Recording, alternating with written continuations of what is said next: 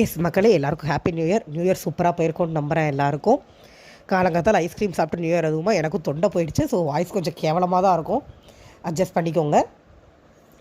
And எபிசோடுக்குள்ளே போனால் ராத்திரி நேரத்தில் நம்ம பார்வதியும் கம்பெனி வழக்கம் போல் ஆரம்பிச்சிட்டாங்க. கட்டி பிடிக்க, கிஸ் அடிக்க, சமாதானம் பேச, இவரோடைய தோப்புக்குறோலாம் போட்டு ஏதோ பயங்கர லவ்வர்ஸ் மாதிரி 2 பேரும் ஒரு சீனை ஓட்டி சேர்ந்துட்டாங்க.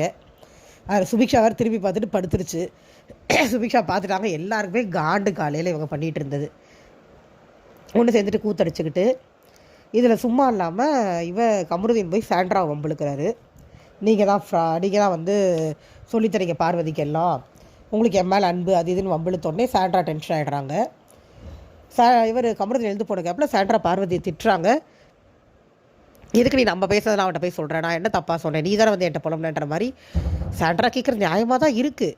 ஆனால் சாண்ட்ரா கொஞ்சம் ஓவர் இன்ட்ரெஸ்டான காமிச்சாங்க அவங்க விஷயத்தில். தேவையே இல்லை. அதுங்க ரெண்டும் மொக்கைங்கன்னு வெளியிலேருந்து பார்க்குற நம்மளுக்கே தெரியுது. தேவையில்லாமல் சாண்ட்ரா, விக்ரம், சபரி, திவ்யா எல்லாரும், வினோத் எல்லாரும் தலையிட்டு கருத்து சொல்லி தேவையா இந்த கருமெல்லாம்? சாண்ட்ராவுக்கு தேவை தான். போய் உட்காந்து கனியை பற்றி புறம் பேச தெரியுதுல்ல. இது கர்மாச பூமராக மாதிரி இன்றைக்கி நல்லா வாங்கினாங்க அந்த மக்குருதீன்ட்ட. மக்குருதீன் என்ன பண்ணுறாரு, திருப்பி வந்து சரியான ஃப்ராடு நீங்கள் அப்படின்னு சொல்லி சாண்ட்ராவை பிடிச்சி திட்டினோடனே சாண்ட்ரா அழுதுகிட்டே வெளியில் போய் உட்காந்துருச்சு. அழுதுட்டு போனோடனே அரோராவும் விக்ரமும் போய் பார்க்குறாங்க. சாண்ட்ரா பார்வதி கத்திட்டு தான் போகிறாங்க, என் பின்னாடி வராத அப்படின்னு. பார்வதி போய் ஏன்டா இப்படி பேசாதடா, அவதான்டா என் கூட 2 நாள் இருந்தா. ஆனால் மக்களே, நான் சீரியஸாக சொல்கிறேன், பார்வதி பரவாயில்ல, சாண்ட்ரா திவ்யாலாம் மோசமாக இருக்காங்கன்னு எனக்கு ஒரு தாட் இருந்தது. ஆனால் இன்றைக்கி பார்த்தா தான் தெரியுது,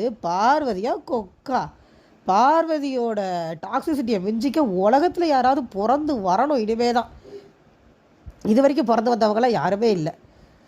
ஈக்குவல் தான் சாண்ட்ராவும் திவ்யாவும். என்ன இருந்தாலும் பார்வதி ஒரு படி மேலே அப்படின்னு இன்றைக்கி ப்ரூஃப் பண்ணிச்சு. கமருதீன் ஒரு பக்கம் கொஞ்சிட்டு அப்புறம் வெளியில் கமருதீன்ட்ட அப்படி இப்படின்னு பேசி கமருதீன் போய் சாரி கேட்க சொன்னால் சாண்ட்ரா வந்து காதை மூடிட்டு எழுந்து ஓடிட்டாங்க. அப்புறம் அப்பயும் கமருதீன் இதெல்லாம் ரொம்ப ஓவரான்னு சொல்லிட்டு உட்காந்து விளக்கம் கொடுத்துட்டு இருந்தாங்க. அதில் ஒரு கட்டத்தில் விக்ரம் வந்து, ஏமா சாண்ட்ராக்கு மட்டும் இல்லைமா, நீங்கள் 2 பேர் பேசுகிறது எங்களுக்கும் பிடிக்கல, எப்போ யார் கையை ஓங்குவீங்களோன்னு தான் இருக்குது அப்படின்ற உடனே வினோதா தான் சொல்கிறாரு, ஆமாட்டா உங்களுக்கு அப்படி தான் இருந்தது, அதுக்கு என்ன பண்ணுறது, நாங்கள் சரி பண்ணிப்போம் அப்படின்னோட இவர் வந்து இந்த பிஆர் டீமை உடச்சி விட்டது கமருதீனுக்கு காண்டு போல். அதை சொல்லி அதை பேச வேண்டியது. ஆனால் இதையே பேசுகிறேன்னு பார்வதியே கேட்குது.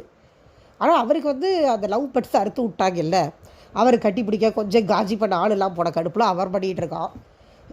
ஒரு வழியாக சாண்ட்ரா போய் சமாதானப்படுத்தி அனுப்பிச்சி விட்றாங்க. இல்லை என்னன்னா, சாண்ட்ரா நேரம் அந்த ஸ்டேஜிங் ரூம்குள்ளே தான் போகிறாங்க. அதில் சுபிக்ஷா ட்ரெஸ் மாற்றிட்டு இருந்தாங்க. ஒரு 10 நிமிஷம் அந்த ட்ரெஸ் சேஞ்சிங் ரூமில் இவங்க அழுதுகிட்டு இருந்தாங்க.